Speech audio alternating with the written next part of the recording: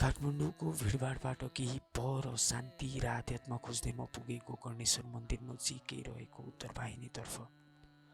गोकर्णेश्वरको धार्मिक महत्त्व त हामी सबैलाई थाहा छ, तर त्यही नजिक लुकेको एउटा अनौठो र सुन्दर स्थल उत्तर वाहिनी आजको मेरो गन्तव्य बन्यो।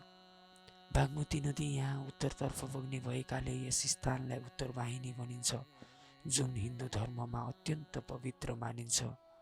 मन्दिर परिसरमा प्रवेश गर्दा नै एक किसिमको शान्ति महसुस हुन्छ। वरिपरि हरियाली, बगिरहेको नदीको मधुर आवाज र चिसो हावाले सबैको मनलाई तुरुन्तै शान्त बनाइदिन्छ। यहाँको मुख्य आकर्षण भनेको अष्टकोणाकारको मन्दिर हो। यो मन्दिरको बनावट अरूभन्दा फरक र निकै आकर्षक छ। 8 कुनाहरूले बनेको यो संरचना केवल वास्तुकलाको उदाहरण मात्र होइन, धार्मिक र आध्यात्मिक दृष्टिले पनि विशेष महत्त्व राख्छ।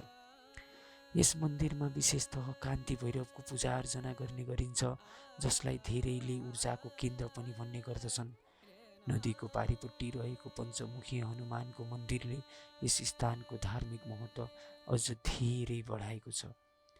हरेक वर्ष माता तीर्थ औँसीको अवसरमा यहाँ भव्य जात्रा मनाइन्छ, जहाँ भैरव, कुमारी र गणेशको पूजा गरिन्छ।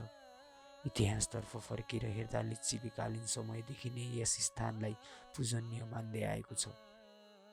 यहाँ गरिने श्राद्ध र पिण्डदानले हाम्रा पुर्खाहरूलाई मोक्ष प्रदान गर्छ भन्ने विश्वास रहेको पाइन्छ। उत्तर वाहिनी केवल एक धार्मिक स्थल मात्र नभई जीवन र मृत्युबीचको सम्बन्धलाई नजिकबाट नियाल्ने एक स्थान पनि बनेको छ। यस स्थानमा आइसकेपछि समय नै बिस्तारै बगिरहे जस्तो भान हुन्छ। यदि तपाईँलाई पनि सहरको तनावबाट टाढा केही समय प्रकृतिसँग बिताउन मन छ भने उत्तर वाहिनी एकदमै उपयुक्त स्थान हुन सक्छ। गोकर्णेश्वर नगरपालिकाभित्रै रहेको यो सानो तर अर्थपूर्ण गन्तव्यले तपाईँलाई नयाँ ऊर्जा र शान्ति दिनेछ। यो यात्रा मेरो लागि केवल एउटा घुमफिर मात्र नभई एक अनुभव पनि बन्न पुगेको छ।